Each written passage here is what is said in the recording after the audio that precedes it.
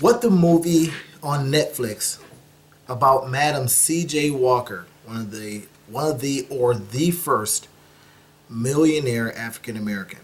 And here's what I found. I've got like 8 pages of notes, so I'll do everything I can not to spoil any of the movie for those that haven't seen it. And if you haven't seen it, just shame on you, right? But here are some things that I came up with, and this is what you can learn from having watched the show about Madam C.J. Walker.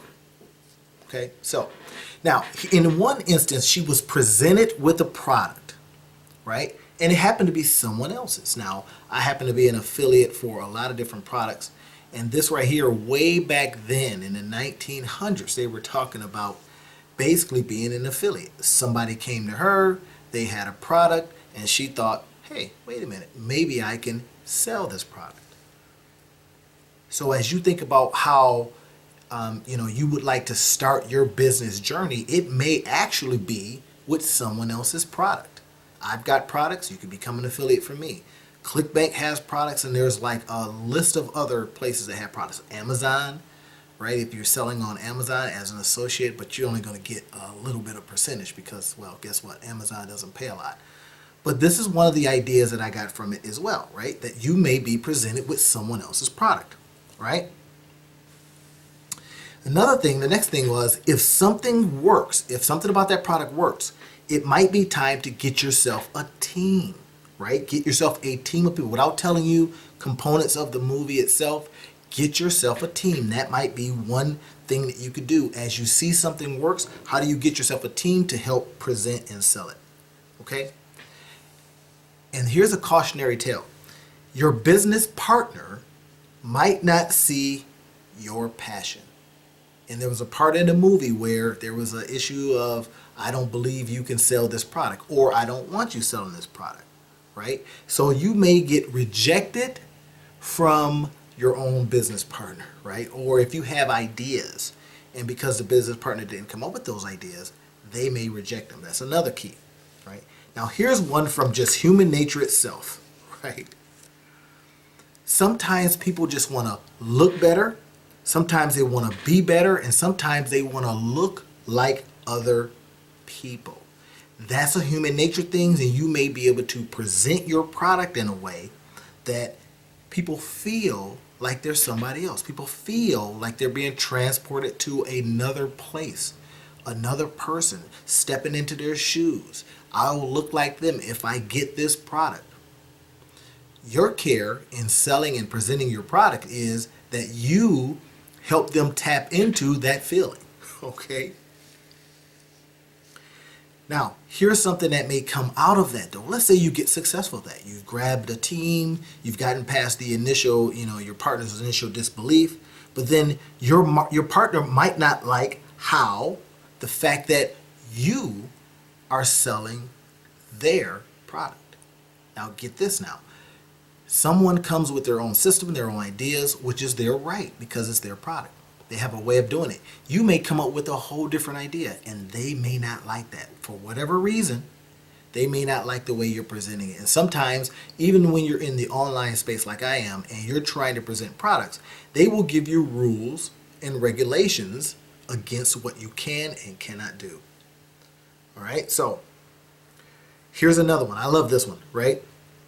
Have someone, now initially, in the movie, you're going to see this, she had someone on her side, right? She had someone that at the times when she was feeling really down, believe in her, right? And sometimes it's your loved ones, but as we know, sometimes that doesn't always work out. Okay, so that may mean you have to go out and, kind of figure out how you can put people around you that do have your best interests at heart. People that do believe in you in a whole different way. People that can love you without conditions. Now, this is a key part, without conditions. You may have to go out and find those kind of folks. Now, you think it's going to be all good and dandy? Not always, right? Because the moment you get something that works, guess what happens? Right? You're going to really find that competition goes, hey, wait a minute, they're doing this at a high level. What do we need to do to get her customers or get your customers? So competition eventually is going to compete with you. But at first, they might laugh and mock at you. They may like go, "You're crazy. You're crazy for selling this. You're not going to be able to sell this stuff. We've been trying to do it this way for whoever knows how long," and they may not be able to do it. This is where you're able to maybe innovate a little bit, right? Come into this situation and show the whole industry how to do it a little differently. Right? I was reading a book on this just not too long ago, and it was about just that. Sometimes, and I think in this particular book, they were selling French fryers or something like that, and they had sold these French fryers a certain way until somebody came along and says, "Hey, wait a minute, why do we have to use oil? Why do we have to use this type or sell it in this type of way?" So they were able to change the industry and then become the leader in the industry when they created a product that sold it a whole different way. So be prepared for your competition to laugh and mock at you. It could happen. Right. Now, here's something I thought was interesting. Now, this is a distribution play. In it, oh man, this is kind of a spoiler alert. In it, she opened up a salon, right? Not to necessarily sell the service itself, doing hair, but to sell the product. Now, think about that from a distribution standpoint. Think about if you're starting a business or if you have one already. What can you present as a service that in turn sells your product? Now, I'm going to let you think about that a little bit. What can you do that sells a service that then, because you have a service, that sells the product? All right, let that sink in a little bit. One of the biggest things I noticed from the movie is that she found herself in so many times that she was disappointed. So you as an entrepreneur, you have to be prepared for disappointment. You have to be prepared for things not working out the exact way you want to. Now that allows you to look at yourself in a different kind of way, right? You had all this fire, you've got some people maybe surrounding you, may have a team, but that's not to say you won't be disappointed. And these disappointments are going to come from a variety of places. One could be self-delusion, right? And this is one I saw in here in the movie itself where she was really feeling good about what she could do, right? But to some degree, you kind of have to have a little self-delusion. You have to believe that you're going to sell to the world. You have to believe that you're going to make $1 million from a dollar product or something like that. You have to believe. It's sometimes delusion. Others are definitely going to look at you like, there is no way you're going to be able to do that. But that self-delusion sometimes, I'll tell you, it is the thing that keeps you going, because when everybody else says no, you've got to be in a position where you say, "Oh yeah, we're doing this." Right? So let's think about that. Self-delusion, all right? Sometimes it can help you. Especially if your inner circle starts to kind of crumble a little bit, right? If they begin to have doubt, and they may have doubt simply because your vision and your passion may be beyond what they're trying to do. They may be just trying to feed their families. They may just be trying to get enough money to do this, that, or the other, and you're trying to make something big, right? You're trying to change the world. And sometimes your inner circle could be the ones that doubt you, right? That kind of bring you down. That kind of try to keep you small. And that's the human nature part of things, right? So I noticed that from the movie too. You'll see it in parts. As I speak this out, you'll see some of the parts where I'm talking about that. Take your own notes. See how a movie like this could change things for you. I'm going to leave a link in the description field right to the show itself. And I can tell you, watch this show and you'll get, and it doesn't matter what hue you are, right? You could be whatever color. It doesn't matter. The principles that you'll find in this movie can work across industries. Think about it like I thought about it. Write down the notes like I wrote down the notes. And how could this movie help me with my business today? Ask yourself that. How can this movie help me with my business today? What can I learn from this? What can I be prepared for? What am I seeing she did, or what is she suffering through that you maybe can now, because you saw it on the movie, begin to prepare in a way that you are able to avoid that. Okay, so that's another thing to consider and think about that. Here's one thing that she said. Now, this is a quote from the movie, and hopefully I have this as I'm able to use this, right? She says, "You don't plant a seed and expect fruit to automatically grow. Now, that was her way of, I think, responding to someone that says, you know, this is impossible. You're not going to do that. And she says, hey, look, you can't plant a seed today and expect that thing to just automatically grow. That may not be the deal. All right. Now, that's a consideration. Think about that now as you watch the movie. Now, here's something I liked. And this is something that in the movie, one of her supporters was telling her about. And to me, as I interpreted it, it says, you may need to change your message. You may need to tell a story to people, right? And there was two competing things. On one hand, you had some person that says, hey, I can do this design for you. I can do this campaign for you and all of that stuff, right? And she says, listen, I'm just going to tell my story. And once she started telling her story, things started changing. I can't tell you the rest because I'll spoil the movie. You got to check it out for yourself, all right? One thing I thought here, there was a point in the movie, and this is a really good lesson, that she started giving stuff away for free. Now you think, wait a minute, I put a lot of money into this stuff. I put a lot of money into my service. I put a lot of time into it. I'm not giving anything away for free. And I used to think that same thing, man. I thought, everything I put into this, there's no way. But we call that in marketing a lead magnet. Sometimes if you give something of great value away, people kind of go, if they'll give this away, the rest of their stuff must be good. Now, we understand that you got people that love to kick the tires, and you got people out there that just love to take your free stuff and go, thank you, I'm not giving you anything for it.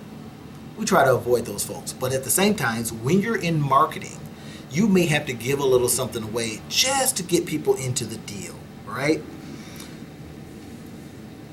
What I suggest here, and this is a lesson that I'm getting from the movie, but then I started interpreting, how can I use this in my business? How can I use this right now? I'm doing a video. I'm using it immediately, right? So thank you, Netflix, for putting this show on. But when you're offering that free lead magnet, try to have something. Now, I borrowed this from Seth Godin, and he says, try to find something that taps into people's identity. And in the movie, you'll see what she does that taps into a community of people's identity. When you can do that, tapping into someone's identity, right? They now believe like this is a part of who I am. This may be whether it's a national, whether it's a community, whatever it is, that does work very, very well. I like this part. You're going to love this. There's going to come this inflection point in your business as well. When you either have to grow, when you're faced with the possibility of growth or death in your business, sometimes, and we've seen it before, it is a distribution problem. It is a scale problem. You just cannot scale fast enough to meet demand. That becomes the growth or die point in your business. How do I grow without killing my business? Because once you get, from, the cost of goods sold, right? This is this basic business 101.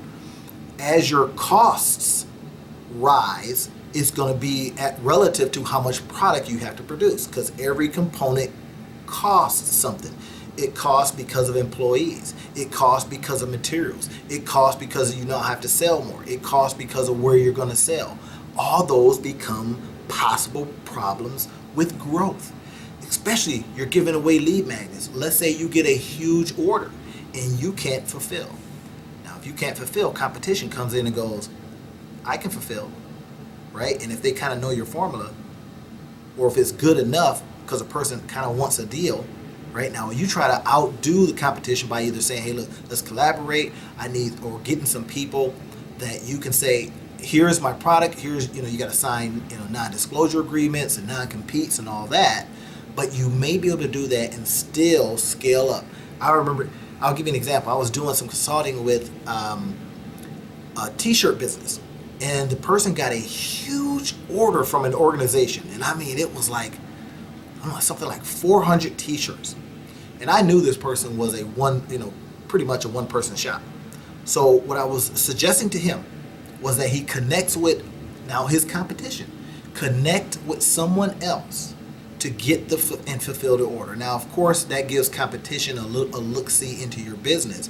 But in the meantime, because you now need to fulfill, You may have to get with competition or get with some friendly folks or, do a partial buy-in, whatever it takes to get that thing fulfilled. Otherwise, you may have some problems. It's the growth or die point of your business, right?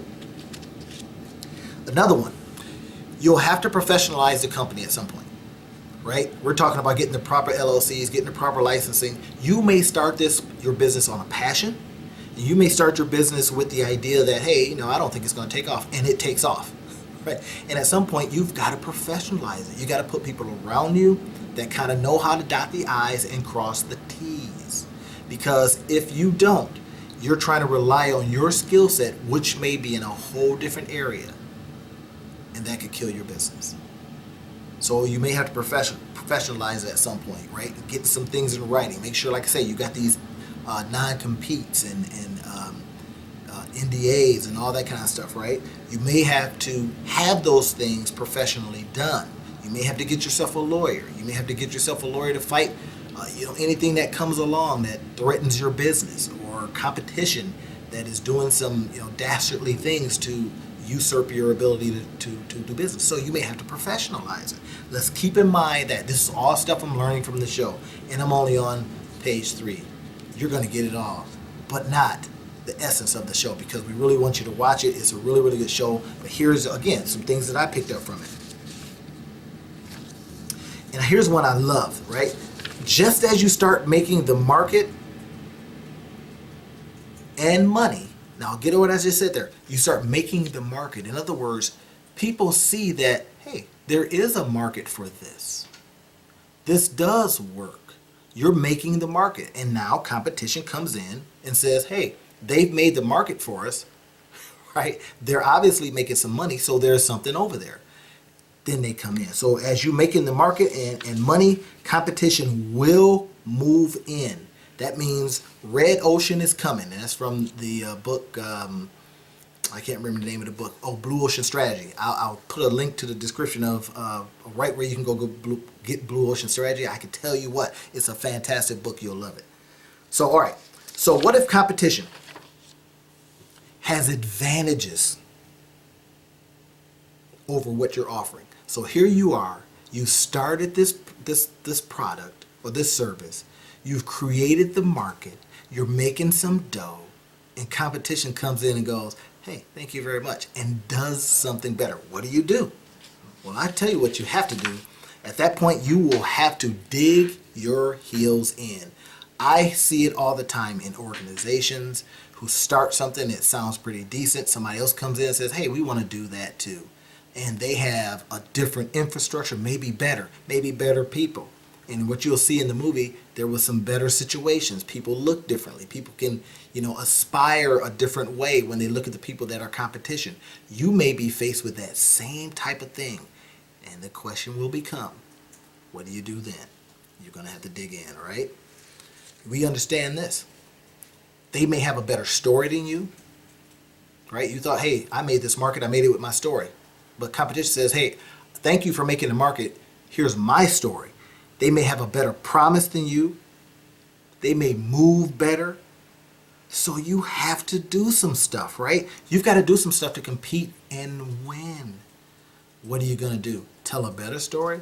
You cannot always rely on price. I can tell you this. This was the next point.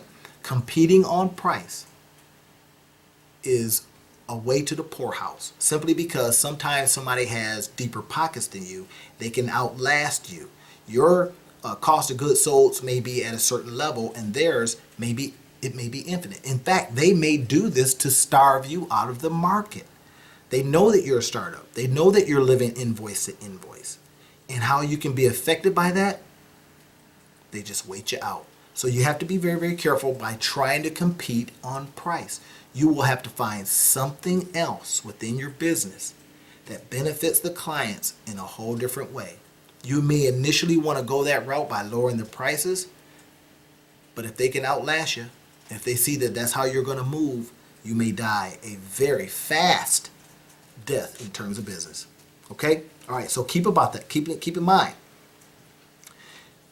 And if you have any doubt about that, here's a little extra. If you have any doubt about that, here's this extra stuff that if you can't, think about this. If you try to compete on price, you may eventually run into whether you can scale the business. So let's say you start going down low in price. Well, you will bust internally because you won't have enough workers, you won't have enough time, you won't have a lot of things to be able to compete on price. Because what, again, it is a distribution issue, right? It is a scale issue. You'll try to scale, won't be able to scale because you've lowered the prices. The people expect the lower prices. Now you're in trouble, right? So be careful when you try to compete on price. All right, now, I like something that she started doing early on, or in the movie when she was faced with competition. She started building what we call an alter ego. She says, at one point she says, "You call me Madam C.J. Walker," right? And that's just a brand thing, right? If you really looked at what that is, it is a branding situation or time where she was saying, this is who I am, this is who I want to be known for. And then she made some decisions. She said, hey, look, I'm going to put myself on the cover, right? And she was, I guess, a reasonably handsome person, I guess, however you want to say that. But the point is that she was branding herself, right? And then she was letting herself be known as a something. When you hear madam, sir, you have a sense of something, right? Royalty, sense that this is better. So that may have actually helped her. You may find yourself in a situation where you have to brand yourself in a way that makes you appear better than the competition.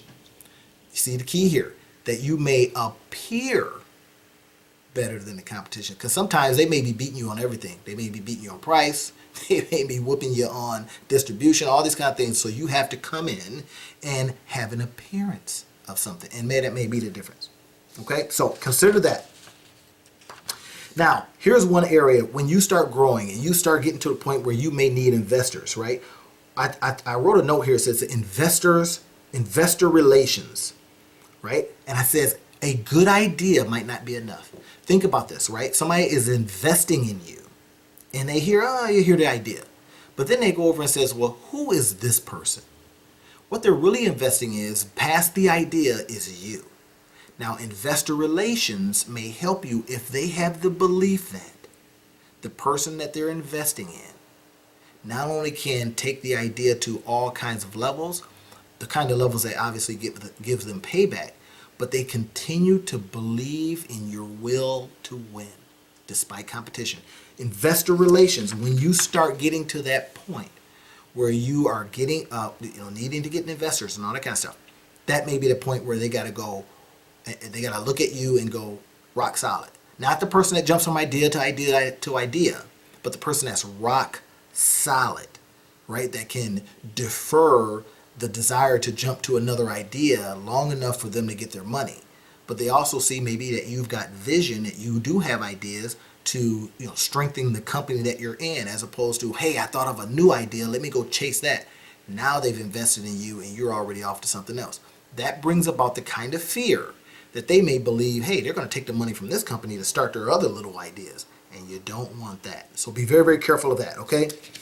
I wrote on here that even when you have a good idea, sometimes you need an endorser. And you'll see in the movie how she needed an endorser, right? And she may have been chasing one endorser to the detriment of her company, because she had the belief that they could do the job for them. Now, I'm not going to tell you who that endorser is.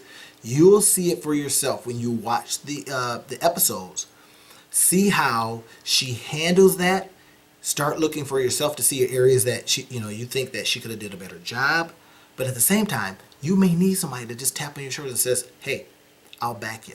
Sometimes that's better than money, because that person can endorse you, and that opens up their Rolodex to other folks, right? I know people don't have Rolodex anymore, but it opens up their something, whatever they got, right? It opens their spreadsheet with other people. It opens up their contacts. And then in that particular case, contacts could be currency, right? That's what it all comes down to, right? I remember a piece of writing that I still have on the docket called the connection currency.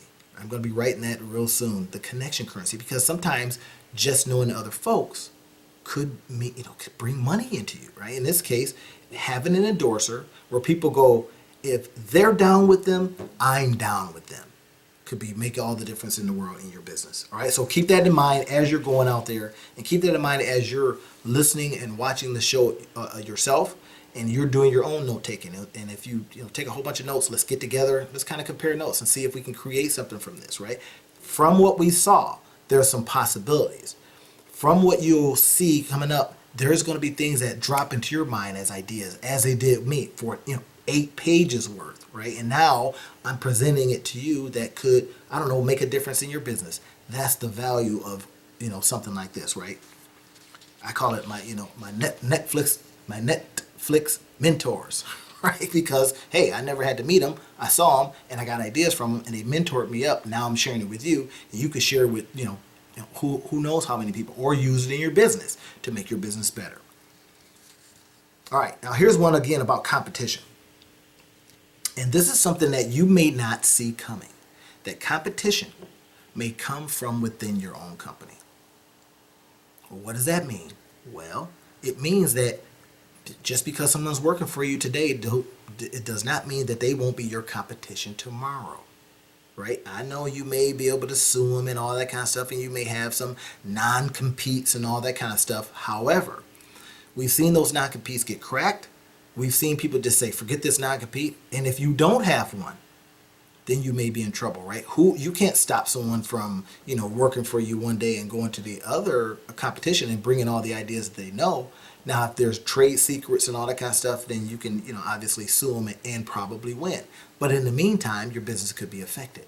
Your business could be usurped. Other people could see the ideas. In open court, you may have to reveal some things. Did you ever think about that? In open court, you may have to reveal some of those trade secrets. And that can cause your business some money. So be careful about that, right? Competition may come from within. What do you do to, prevent that? I don't know. Maybe you have to, again, put them under some non-competes, or, make them feel so happy. Give them a part of the business. Whatever it takes to keep people engaged in your company. And you're going to see some areas where you go, she probably could have handled that a little differently. And if she had, maybe her company would have lasted a little longer.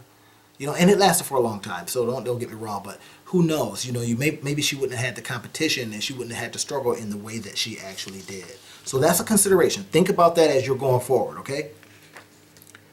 All right, the next one. Your first investment may come from the least expected person. Now, she's running around trying to find endorsers. She's running around trying to get people into the company, and they, for whatever reason, had their doubts, and you'll see that. Right? That some people just may not like the way you look. And they may go, I'm not investing in you because I don't like the way you look. I don't like the way you roll. I don't like the hue of your skin. Whatever it is, all those could be affecting factors, and you have to remember that. But then who could your first investor be? I'm not going to tell you who it was. Check it out for yourself. It's a really interesting part, and that came with its own strings and own complications.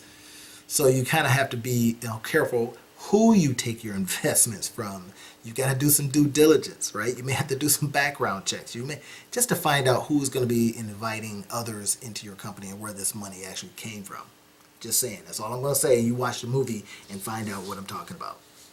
All right.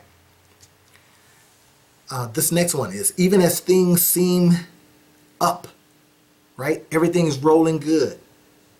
Things can go wrong. And they might go wrong. Get this. Now, this is the part you're going to like.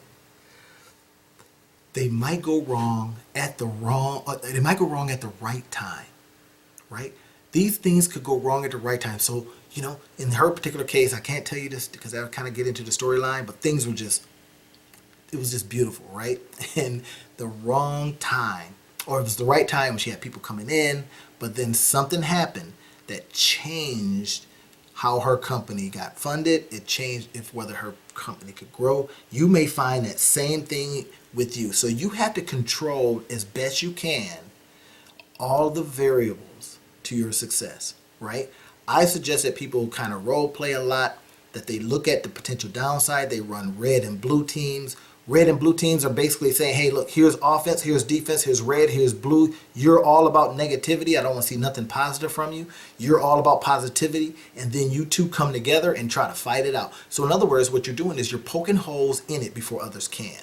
That becomes a good consideration for your business. So try that kind of stuff so you don't get these surprises that can affect your business at the wrong time. Okay, so think about that for a little bit. All right, this one is big. You may have to push against the glass ceiling of a man's world. Now, in this particular case, it was 1900s. But don't tell me that don't happen today. You know it does. There's been a lot of advancement in women entrepreneurship. In fact, women entrepreneurs have been growing exponentially higher than men entrepreneurship, right? Men are kind of on the down for whatever reason, for a lot of reasons. But at the same time, you still have those ceilings. You still have those perceptions. You still have that dynamic that can prevent your company from doing what it needs to do. Be prepared for that. Work around that. And there's always a workaround. Even when you control your stuff, you may have to be ingenious in how you present your stuff, because whoever's listening may just want to talk to a dude. Who knows, right? And you got to be prepared for that and work through that. And if you know anything, all the stuff that Meg Whitman has done, she's been just fabulous in running different companies at the top level, right? She's not only broke through the glass ceiling, right? I don't even know if she even recognizes one, right? Or maybe she plays, I don't know. But the point is that she's done fantastic work. Watch some of the stuff that she does. Read some of the stuff that she's done at high level. And I think she's just right now, this is 2020, she is running a company right now. It's like a brand new company, a startup, right? And she's known to kind of come into companies and grow them like crazy. These are mature companies typically. And she did for eBay, but they were not a mature company, but they were on the come up and just, take them to just crazy growth. She came into HP and did some fantastic things, but that was kind of a mature company. So you see, she's just crushed the glass ceiling. She doesn't even recognize it. But that's something to consider if you're a young lady out there and you're starting your entrepreneurship journey, that you may still come across that kind of mess for whatever reasons, and you'll have to break through it. Okay? All right, so let's go on to another one. I like what she said here. There was something, I'm not sure if she said this or just look out for this when you look at the movie. It says, we all need to be lifted. We all need to be lifted.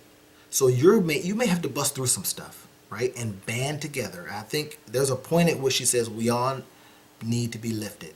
Listen for that and ask yourself, what are the circumstances behind her saying that? And then what can you use from that kind of thinking to boost your business? Banding together may be a big deal, right? I can tell you there's groups of folks out there that need to band together. Otherwise, if we don't group, we won't grow. That's all I'm saying. Band together, and that banding together could be the difference in your company staying alive, thriving, or dying. Just consider that. All right, so now, as more your success grows, so does competitive pressure. Why is that? Well, guess what? You've made the market. You've determined that people want this product or service. You've basically invited competition in to your area. You cannot be surprised when they come. I tell entrepreneurs this all the time. What would happen when competition comes in? Even if you think what you do is better than sliced bread, right? We understand that, right? But that's delusion. That's the wrong kind of delusion. If you are doing such a good job, competition should come in, right? Because you've made the market. You kind of want competition in certain areas simply because if nobody's competing, maybe you don't really have a product. Think about that for a minute. But just be prepared for it. Like I say, develop sometimes your red and blue team, your defense against that, and just be ready for when it happens. I love when she said this. She says, dreams always come true. Think about that. Dreams always come true. Simply because in this particular case, she was prepared. She dreamed it. In other words, she saw it. She thought what was possible. And then she went out and did the work. So that in that case, dreams do always come true. Why? Because you're going to make them come true. You're going to see all the way to the end and work yourself backwards. That becomes one of the key things you'll love when you hear that part.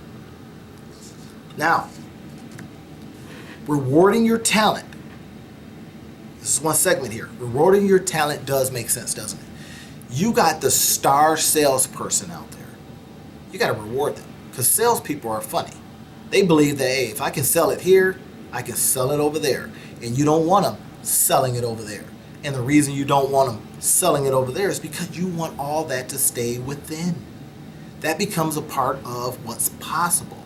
Keeping your talent happy, keeping them involved, maybe more than just paying them a salary, right? And you know, if your business is very, very successful, you may have to find a way to give them a piece of the company, whether it's stock options or whether it's kind of compensation that builds equity, something that makes them go, when competition comes calling, nah, I'm good. Yeah, I'm good. And there's no offer that the competition can make that would change that. So think about that. Talent does matter. Talent does matter. And it makes sense that you keep them happy. You'll see what she did in the movie to keep her talent happy. There was one very interesting part that I thought, me, being a dude, I thought, yeah, I'm going to do what he would have done. That's the wrong way to think about it, right? And you think from the bottom line standpoint, it may have been, yeah, do this, right? Show who's in charge and all that junk. But you'll see something that she did toward the end that made all of the difference in her company staying successful and staying afloat, even in the face of ego being affected by what they were trying to do, the talent. You'll see what I mean. So do everything you can. Do everything you can. Here was one quote. I can't remember who said it. I think it was the old man in the story. He says, whatever you're feeling now, regret hurts worse. Now, I'm going to repeat that. Whatever you're feeling now, regret hurts worse. Now, the situation that he was talking about may be different than what I'm going to use this quote to now to expound on here. If you haven't started something, regret may hurt worse. The fear you may feel, even in the face of all that we're going through with the coronavirus, depending on when you see this video, even in the face of all the stuff that's happening, fear, being stopped, deciding, well, maybe I'll do it when this coronavirus, or I'll start my business, I'll do it. Whatever it is, whatever you're feeling now, regret hurts worse. Being able to go, at some point going, boy, I should have started it. Boy, I should have invested. Boy, I should have, threw a couple of dollars in the stock market. Boy, I should have moved. Boy, I should have, whatever. That regret is going to hurt worse. Understand that and make a different decision. You know what I mean? When you see that part of the movie, how he's applying it may be different than your circumstances, but you can apply that statement to a lot of things. This is why I loved watching this movie and being able to say, here are the businessy things that I was able to pull from it. And you will be able to too. I love, she said something, I don't know if she said it in here or maybe I thought about it or got an idea. No, I think she said it in the movie. It says, and it was a John Rockefeller quote, right? And it says, it's my duty to make money and use it for the benefit of others. Yes, she did say that actually. Think about what that statement means. It is your duty to make money and use it for the benefit of others. So if you've got some funny relationship with money, right, you've got to work on that, right? Heal your relationship with money. Heal your relationship with this idea that, the rich people or all that kind of stuff, wealthy people are evil and all that stuff. And think about how you can get rich and give richly. I'm serious on that. Get rich and give richly. There's nothing wrong with that. You can take a portion of your money and say, you know, I built this for everybody in the world. I built this for my family so that my family can be philanthropic. Whatever it is, deal with that, heal your relationship with money in a way that you can make that kind of quote come to life. It's my duty to make money and use it for the benefit of others. Okay, so we're going to wind this up. I've got 2 more pages of notes. And when I say pages, not, totally 300 words on a page notes, but just kind of big notes. Be prepared to have cracks in your organization. As you're growing, there's stages, right? When you're tight-knit and you're young and you're, growing up, everybody's around you, everybody's in the same room together, all that, you know everybody. But when you grow bigger to the point where you don't know anybody else's name, to the point where you're putting in, division heads, to the point where those division heads have people they report to, come on now, you may develop cracks in your organization, right? As you're out building your organization, think about this for a moment. You had this tight-knit organization. It was you and 5 others. They all know you. You know them. You know the families. You know the struggles. Everybody's helped each other pay the bill, whatever. Now you go out and says, I need to go and meet other people. I need to be at higher levels. I need to be all. That same group may feel like they're not there for me anymore. They're not there helping me do whatever it is I need to do. They're not there talking to me the same way, right? That may develop a crack in your organization. And if you have a crack, and if competition is smart, they're going to be like water. They're going to find a way in. Be like water, find a way in. And if your competition, be like water, find a way in, right? So think about that. The cracks in the organization, in your organization, could be caused by a variety of factors. The best thing you could do is just be the best glue you possibly can, or give other people glue so that they can do what they can do, right? The main thing is that you want to know this ahead of time so that you can be prepared with glue. Be prepared to keep it together. Have these conversations of beforehand. Guys, as we grow, young ladies, as we grow, team, as we grow, I'm going to assign people that keeps you in touch with me. We're going to Zoom, Skype, FaceTime, whatever it takes to stay in touch with each other, but I have to go and grow the company. You may not have my ear like you used to do. You may have to now go to a division head. You see where I'm going with this? That does happen, especially in small organizations. I've seen it, having worked in small organizations. I've seen it in my readings, in my master's degree programs, when you talk about organization development, which my master's degree is in. You see these kind of cracks happening, and you've got to be prepared for that to be the case, and then do everything you can to solve it before it happens. That makes sense a little bit? Okay, cool.